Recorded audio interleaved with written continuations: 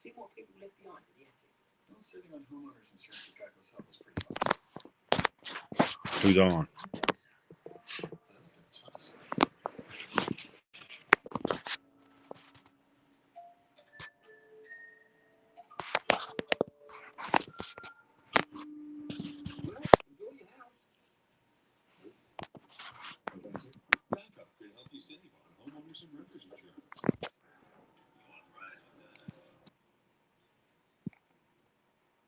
Funny how we've looked at Oklahoma. I mean, they're still undefeated, and yet I think we were kind of saying, yeah, but I mean, does he change how we look at the Sooners team in the national picture? Completely. These have been close one-score games before. This is that potent Oklahoma offense that we've been used to seeing for so long in college football under Lincoln Riley. Now you look down the stretch of the season. It's our favorite team. You're going to have Oklahoma State at Bedlam that could be a ranked game for you. Plenty of great resume points for a team that continues to just put wins in the W column. It's a gutsy call by Lincoln Riley, right? I mean, Spencer Rattler was going to be the #1 overall pick, potentially Heisman Trophy betting favorite to start the year, but he goes with Caleb Williams, the hot hand, and it's paying off in a big way right now for Oklahoma. Elsewhere around college football, week 7 of the season, maybe the stunner of the day, right in Iowa City, Purdue taking on Iowa. Aiden O'Connell and the Boilers look like the team that was maybe the #2 team in the country. Juke the linebacker there, Juke the referee there, got them off to a hot start in this game. Iowa only offense of the day going for an Iowa team that mustered 7 points. O'Connell to Sheffield just before the half was big. David Bell was big for all 4 quarters. Jeff Brown's offense is ball control based through the air, a lot like Mississippi State in that Mike Leach air raid. 21-yard touchdown. Spencer Petras and the offense never got it going for the Hawkeyes. Dedrick Matthew, the late interception. Jeff Braun, the dominant upset. What's up, Brandon? I'm just trying out this new app, man. Or not app, but website to live stream.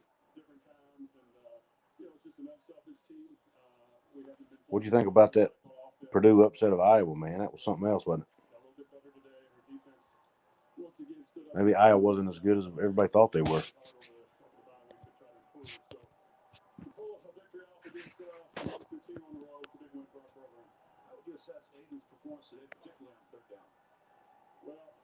He's got an uncanny ability of just being calm and poised. He can throw the football. He has no fear when he throws it. And he's very accurate. So, he's a strong Christian. He cares about his teammates. He does everything the right way. He's an exact example of a. Who else is on? So very proud of him. And all of our quarterbacks really are very unselfish. 4-1 now against Iowa. How do you assess your performance against this ball club? Well, you know what? You win some, you lose some. And this is a great conference. Yeah, Brandon. I was hoping Iowa. I was kind of hoping Iowa would get in. Man, Iowa seems to me they're kind of like a blue collar school, kind of like WVU. And I like to root for those kind of schools. They're not a blue blood program. So I was rooting for them too, man. But unfortunately, it didn't go well today. Just don't think they had enough offense, man. Jeff Brown with our Tom Luganville. That's a great win for Purdue. No other way to say it. What's up, Crypt Keeper? Coming into this game. Seems like in college football, if you lose, it's just as God. Crypt Keeper says, "What's up, Coos? Can we get a let's go Bearcats?" I'm okay with that. I hope they get in, man.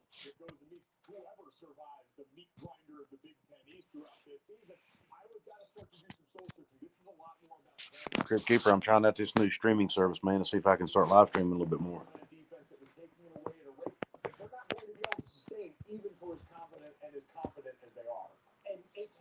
Live streams are pretty fun, man. I've only done a couple. I'm not big enough yet to be doing them a lot, probably. But some things to change here with this team after the loss to Purdue today. That one Bull Crypt Keeper, that one we were just on Golden Blue, dude, that got a little crazy, didn't it? 2 guys going at it, a Big Ten fan and an ACC fan. Wasn't the Bryce Young that we'd seen in the first 2 games a week ago. He was on point tonight. 230 receiving yards after the catch. There were points where that was almost more than Mississippi State's entire offense on that night. John Mechie there, Will Rogers. Thanks, man. I appreciate the support. Sort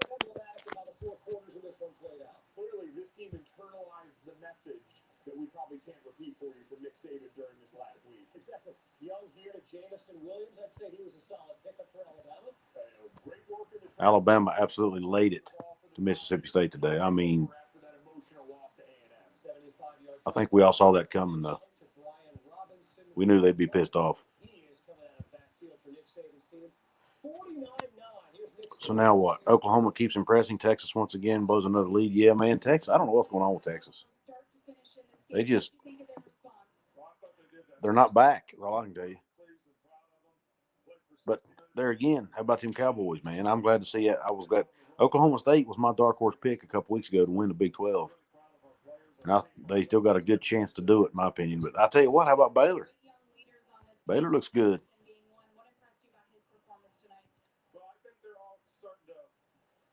How about the job Dave Aranda's done at Baylor, turning them around in 2 years, man? That's pretty impressive. Consistency, so I think that's a good thing for us. But the number one thing we can't do is how we felt last week and try to keep it up.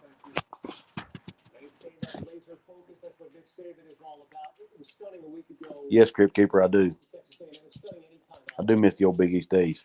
What did we learn about the Crimson Tide? Biggest performance? This is still a team that is part of the standard of college football, right? Bryce Young's a young player. He's one that's been operating at a Heisman level clip so far, but it's about getting better in the little areas. And for him, the way he operated under pressure against Texas A&M, Mike Elko's defense is going to bring it from all over versus what we saw tonight. Night and day for the young stars. I'm doing a live stream. Offensive team for Mississippi State. They hold them under 10 points. Strong team for an Alabama team who's still.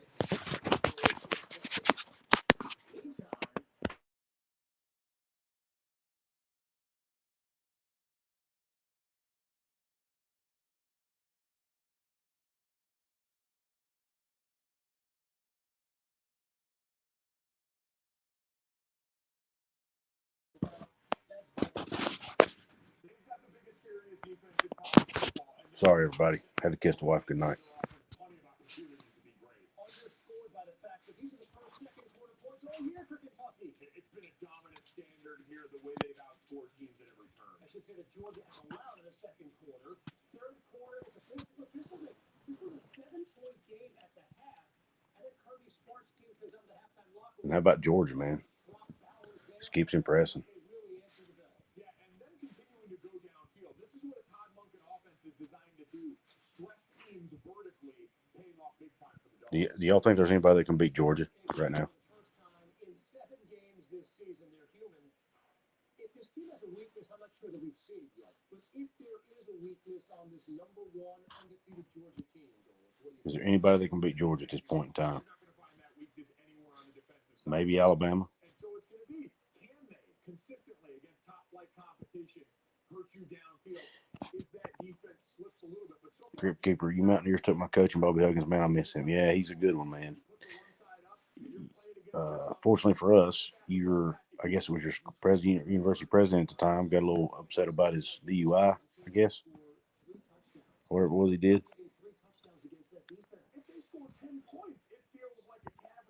Brandon, the only one that I think could possibly is Alabama. Yeah, I think Alabama's.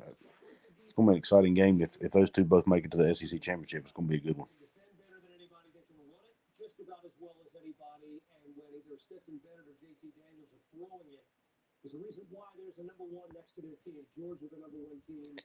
Gregory Krug, I think UGA looks like the best team, but Oklahoma has Lady Luck working for it. Boy, I tell you, they do, don't they? But I think that Caleb Williams move, it seems like he's got their offense clicking right now. If Oklahoma's offense gets clicking, they're going to be hard to beat. They might win out in the Big 12. Oklahoma State's going to be a tough one, though. He ran it for 176 yards in the first half, 189 for the game. And that's Crypt Keeper. One thing I'll say about Cincinnati, they might have the coolest uniforms in college football. I love that red and black, man. It's going to have to be complete and convincing at every turn from here on out for the Bearcats. 56-21, the final score. Brandon Buddy, GA defense is flat out nasty. Yeah, it is, man. One of the best ones I've ever seen, if not the best. And think about it, they're winning these games without a lot of their key players. Given the schedule, what What's the biggest challenge ahead? Remember Cincinnati almost beat. Yeah, they did in a bowl game, if I'm not mistaken. Crypt Keeper, if I'm right. Everybody's saying Cincinnati can't compete with the big boys. They've already done it. Look at Oklahoma's offense here. Cincinnati's got to worry about controlling what they can control. They're going to be the second-ranked team in the country come next week, and that level of expectation, that's what Luke Fickell's been building towards here at this program. They've got to be ready for that moment, and I think they will be. You know, with the home win over Indiana, the road win over Notre Dame, they're undefeated. What other games? Gonna move up to number 2 after Right now they're talking about Cincinnati UCF on ESPN, 56-21. I thought they would be closer than that, to be honest. favorable schedule. The rest Cincinnati's just, really again the biggest remaining game. they're just dropping 50 on everybody. SMU matchup November 20th, so Cincinnati continues to roll here in this college football season. Ole Miss Tennessee going on right now, kind of a Manning Bowl. They're up at the Ole Miss Tennessee game right now. Let's see what's going on with that. Tennessee, I think Tennessee might be better than people thought. Tylen Knight in a scoreless game, going to make a special teams play here for Ole Miss. And boy, and these a Tennessee team going to be playing well coming into this game. You just can't afford to make mistakes like this. Brandon says Cincinnati and Houston will be a good game if they don't play. Yeah, Houston's looking pretty good this year, I must say. Unusual mistake from him. And then Snoop Connor makes him pay. Crypt Keeper, yeah, the media hate Cincinnati in all sports. It's sad. I think they're starting to come around though. I think everybody's realizing how good Cincinnati is, and they can't ignore them anymore. Hanging around the periphery of the Heisman conversation. What a game he's having. Cincinnati's making people respect them. 200 passing yards, over 150 yards on the ground for him tonight. His dual threat capability on full display. That covers 50 yards to Dontario Drummond, and then Connor punching it in again from a yard out. Ole Miss led 24-19. Moments ago, Corral to Drummond one more time. This is an Ole Miss team that's playing well in a tough environment. Does the American have a championship game? Yeah, Brandon, I think they do. I'm pretty sure they do. Drummond has really stepped up to the mantle, a versatile piece for them. 31-19 over on the SEC network. Florida, Ole Miss is LSU. beating Tennessee 31-19 right now. Of first 30 minutes, the Oh, and how about LSU winning today over Florida? Justin Shorter. Every time you count out LSU and Eddie Orgeron, they win a game. It's a touchdown. Now it's a one-score game. Thing is, Florida just could not stop. TCU's coming back. Let me turn it over. Blocking, the rushing ability. This has not been the LSU team we've seen for the first half of the season. I should be watching more of that game because that's who West Virginia's playing next week. 87 yards, a school record. Anthony Richardson came on for Emory Jones. How did he look? An incredible win. Against the safety. A little late with the ball. Bradford does a nice job of kind of staying close to the sticks and bringing the ball, almost stepped in front and came up with an interception. You flip the corner, that safety knows the ball's probably coming out. Ooh, they almost got that kick.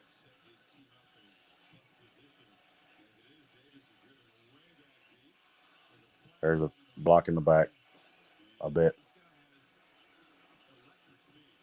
Coming back.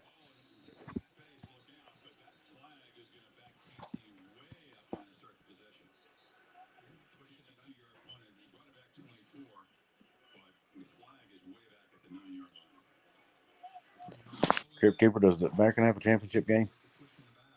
You would know that.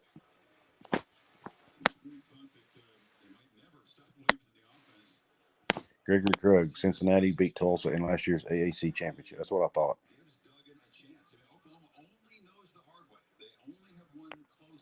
Crypt Keeper, I grew up in Logan County. Awesome, man.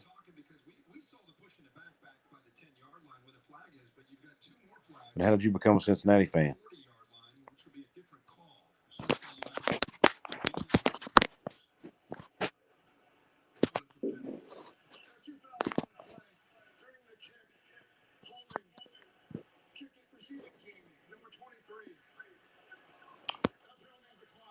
Brandon Bailey says, so is it top two teams or do they have divisions? I can't remember. Brandon, I think the AAC has divisions. I think the Big 12 is the only conference that has a championship game that doesn't have divisions.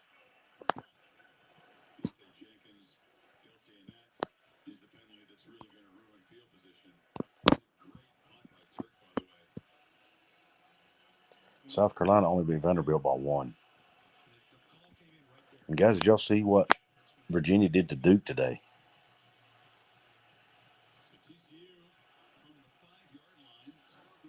Crip Keeper says, I love Cincinnati. It's good, man.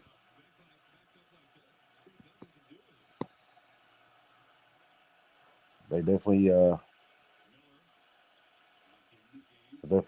playing really well. After the last few years, seem to be getting better and better. It's gonna be fun to have them in the Big 12.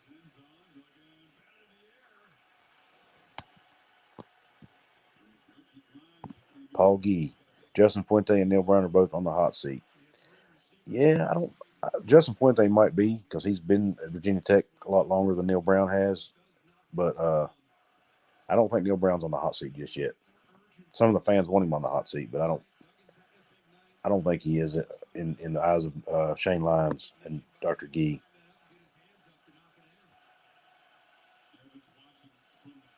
We got too good of a recruiting class coming in next year, in my opinion. He's got to be there. Well, they got to give him at least 1 to 2 more years to get some of those kids on the field, see what they can do. Brandon, how about them Hokies? The only problem is the team that beat him's Pitt, which ain't much better. But yeah, you're right. It's always good to see Virginia Tech lose.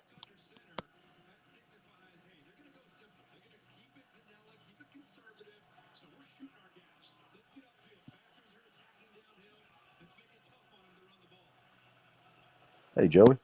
Joey Foster says, hey, guys, just want to pop on and say howdy and let's go Mountaineers. Let's go.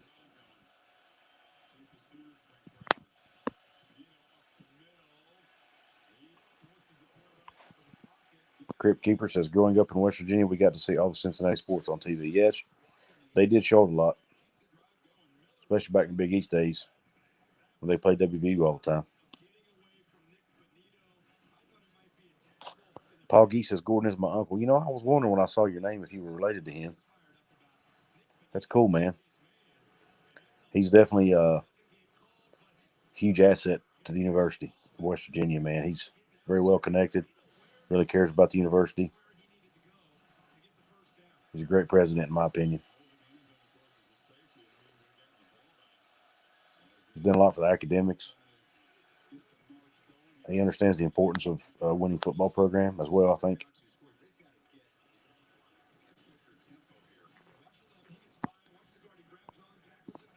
Utah connection. Oh, no worries, Joey. I'm actually just kind of trying this out, and I'm going to try to start doing a few more live streams, and this is a site I found that allows me to do it on my phone.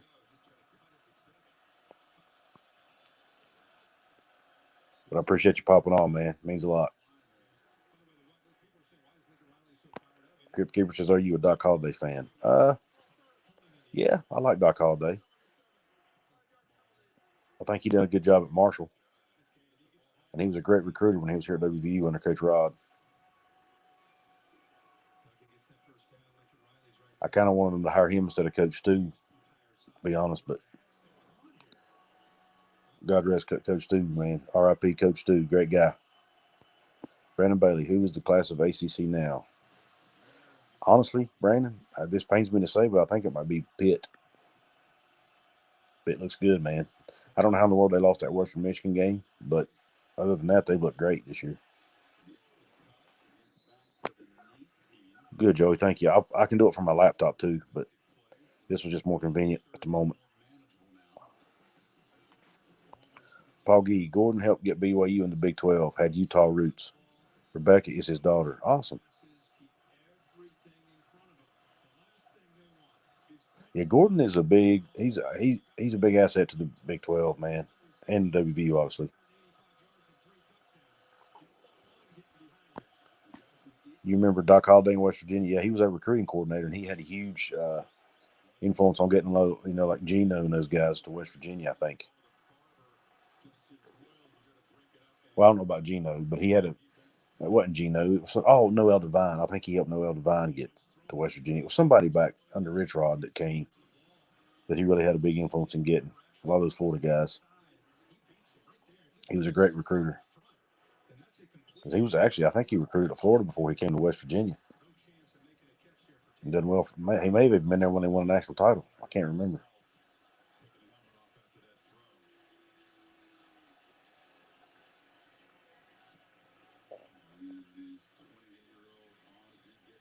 TCU trying to make a game of this. Cut it down to 14 with 7 minutes left.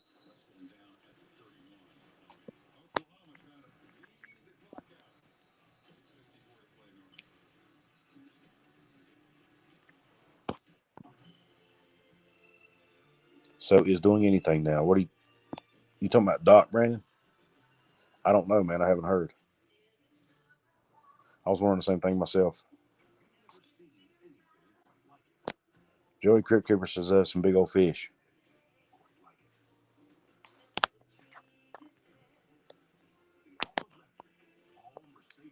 Yeah, Brandon, I don't know what Doc's doing now, man. Haven't heard.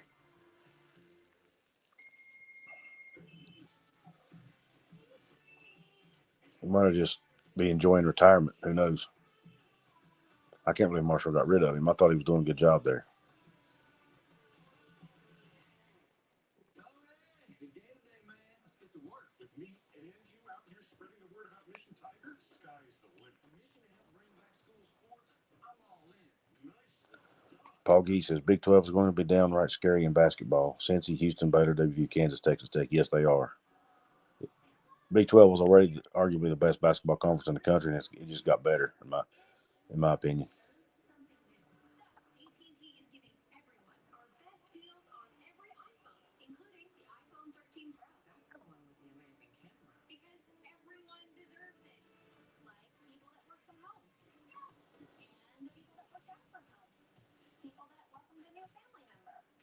I'm concerned that West Virginia's basketball season's going to. I'm afraid we're going to go backwards a little bit.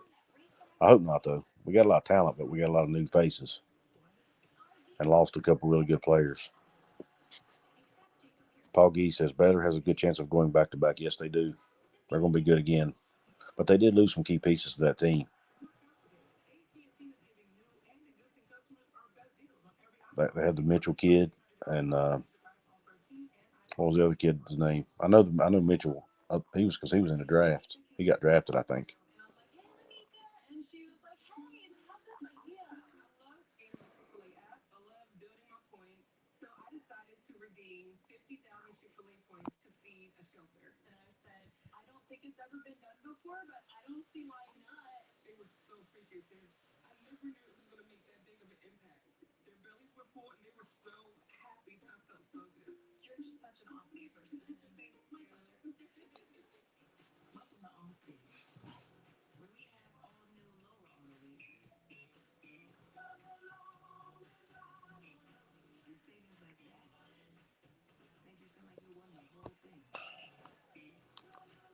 Let's see if I can get a score update on some other games here.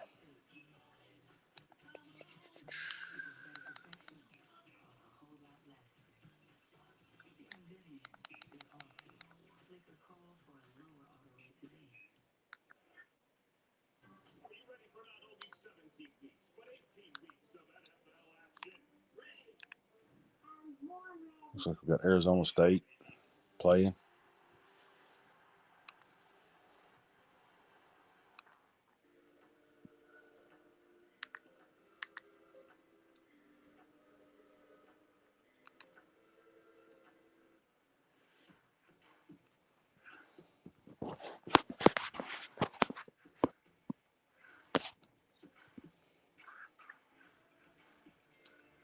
By the way, guys, how about my Buffalo Bills?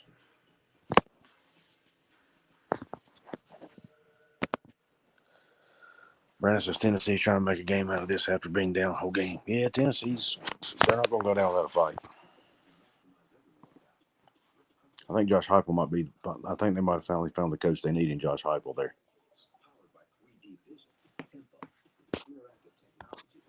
Bills are having a good year. They are, man. Their offense looks just dang. I mean, they just look almost unstoppable right now. But I just hope they just got to have a consistent running game, man. That's what killed them last year. They had no running game.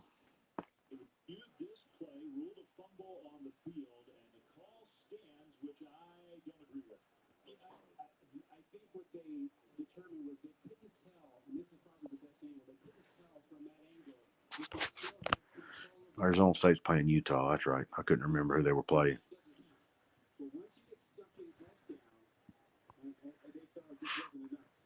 Right now it's tied 7-7 in the second quarter.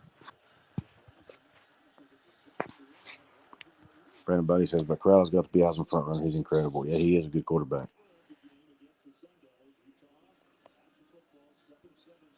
Brandon, what channel is that game on? We'll try to find it.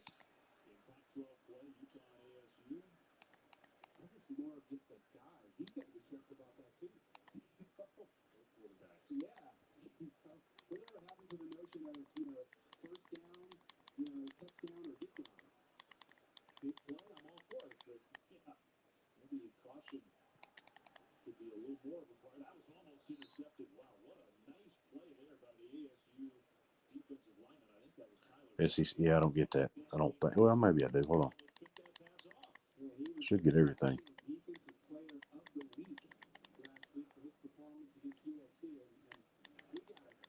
There we do. Yeah, I do.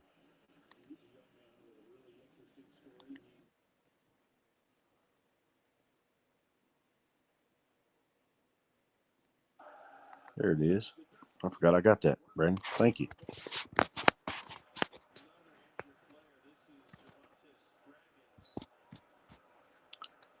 31-26 Ole Miss with 10:53 to go. Tennessee has a starting offensive lineman that is from the state of West Virginia that Dana didn't really recruit. And then Coach Brown and his staff went to visit him like right after they got here, but they were too late in the process. Wasn't able to land him.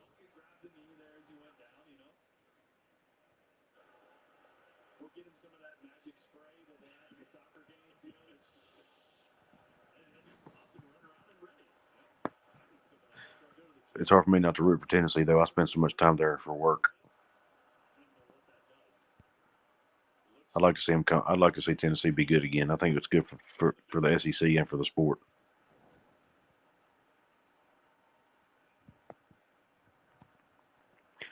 Could you think Desmond Ridder has a chance of winning the Heisman? I think he does. As long as Cincinnati keeps winning, absolutely.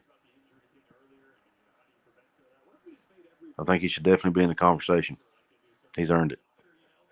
And the kid's got moxie, too. I like it. It's what you want out of your quarterback.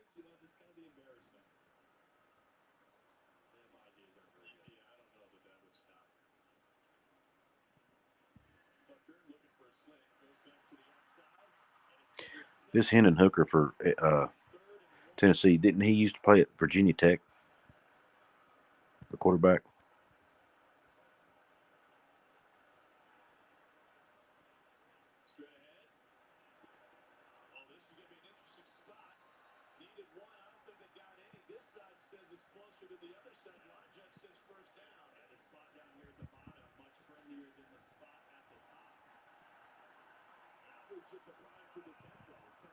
Brandon, I root for Tennessee also. I got to get to a game down there. That place is nuts. Yeah, Brandon, I'd like to too, man.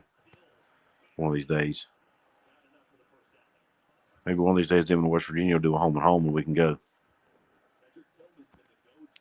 Yes, Hooker used to start for VT. That's what I thought.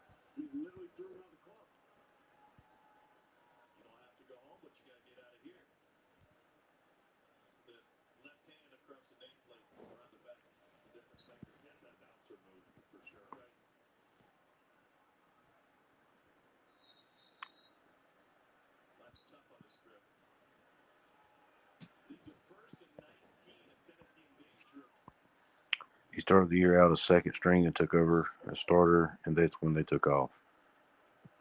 Yes, that's what I was thinking. Then he ended up transferring out that offseason. Bubba Lump, thanks for coming in, man. Loved watching UT. We're back all the way to losing a 2-score lead.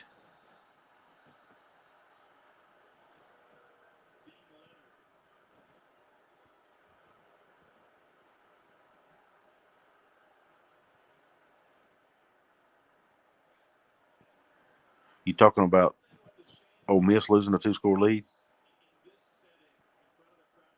Oh, Texas. You talking about Texas? Yeah. Yeah, they're back all right.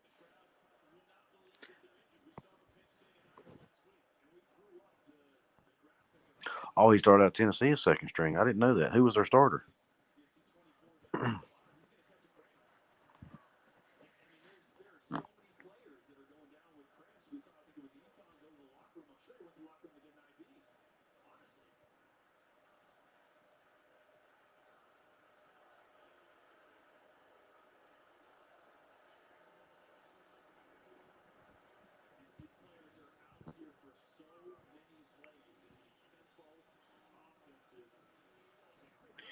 Yeah, I picked Texas to win that game today. I didn't want them to win it, but I picked them to win it. I've lost my last 4 picks in a row, man. I'm not doing too good lately. I started the season out 4-1. Now I'm 4-5.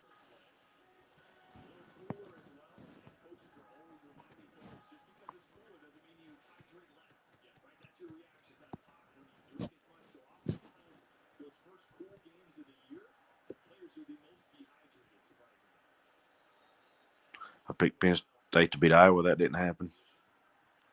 Picked West Virginia to beat Baylor. That didn't happen. Picked West Virginia to beat Texas Tech. That didn't happen. Today I had to pick Texas to beat Oklahoma State, and that didn't happen.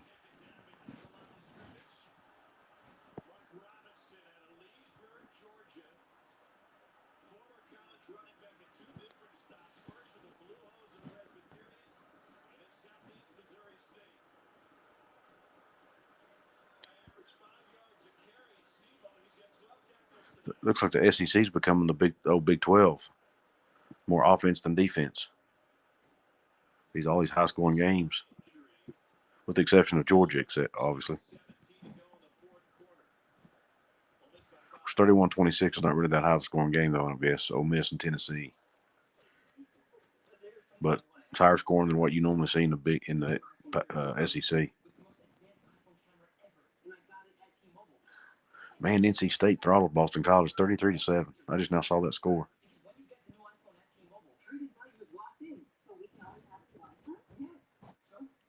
I've only lost one game on Coos Corner. Yeah.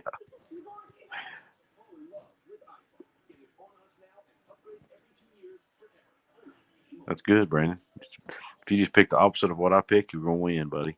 That's my tip for the day.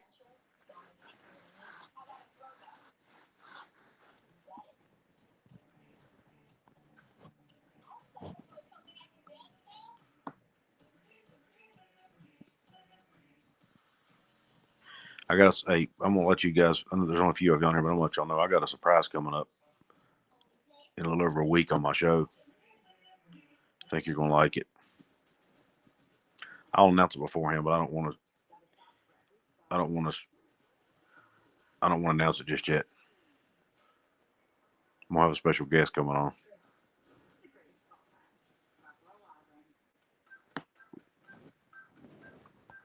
Because Luke Fickell almost went with Western, but they don't want to pay him big money. Crypt Keeper, I knew him and Neil Brown were the top 2 candidates for the job, and I had heard that Luke turned it down, but I didn't know the reason. They don't like paying their coaches, man. We almost had Jimbo Fisher at one time, too. And they had agreed to a $5 million deal, apparently. And Jimbo agreed, and before he came, they reneged on it and told him they could only give him $4 million. So he basically told us to kick rocks, and he ended up going to Texas A&M. Can you imagine how good we'd be if we had? And I heard that from a personal friend of Jimbo, by the way. So I'm not making this up. It's not some rumor. I'd like to do a show about it, but I don't have enough info, enough details really to. I don't want to just put crap out there that I can't prove, you know.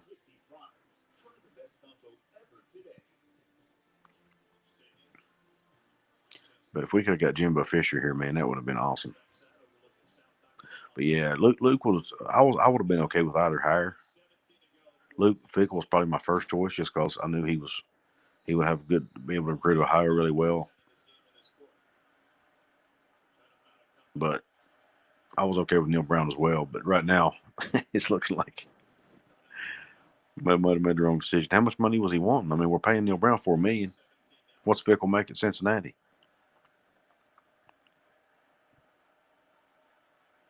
He can't be making more than $4 million at Cincinnati, can he?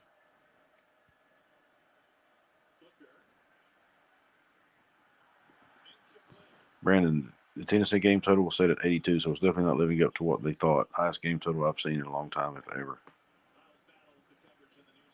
Yeah, there's definitely been a lot more scoring in the SEC this year, man. Even, I mean, look at the Texas A&M Alabama game the other day. Ole Miss has been putting points up.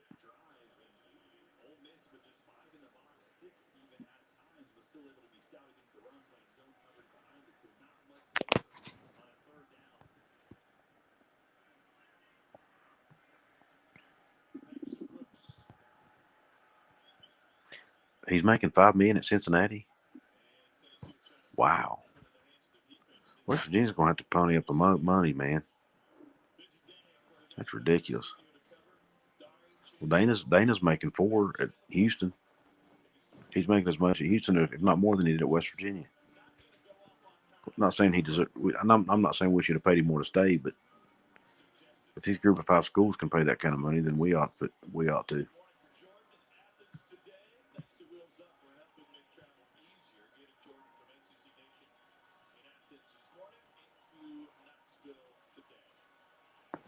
The Braves won Game 1 of the NLCS. That makes me happy as well.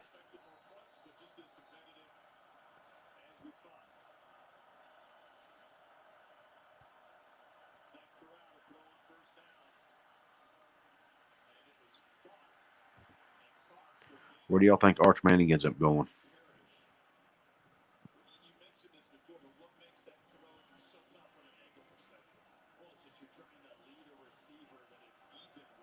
Word on the street is that Georgia and Texas are his last final. He's cut it down to Georgia and Texas as his final 2.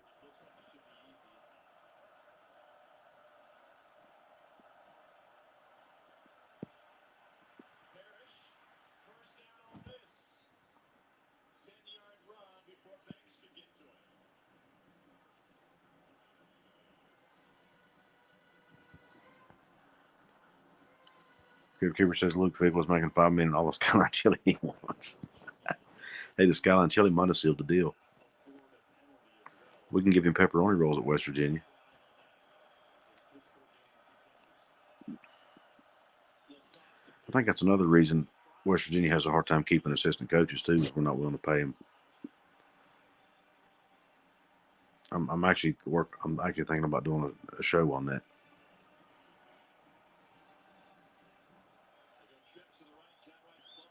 I think it'd be an interesting topic to do some research on. Because it's not good for your program when you're continuously changing coaches all the time. Assistant coaches, I mean. There's no continuity. You know, they're big in recruiting too. If a kid comes to play for a certain position coach and then he leaves after a year, they might transfer out. I mean, heck, look what Tyke Smith, he left with Jamal Adai left and went to Georgia. Tyke Smith followed him.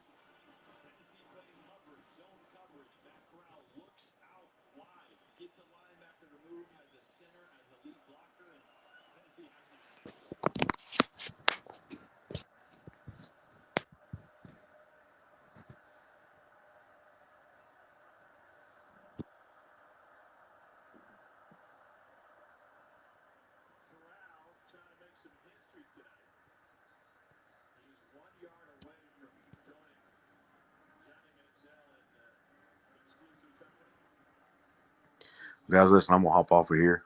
The wife's in the bed. I don't want to keep her awake. But I'm gonna start trying to do more of these. Appreciate you guys hopping on with me. Peace out. I'll try to do a video tomorrow, but we'll see how my day goes.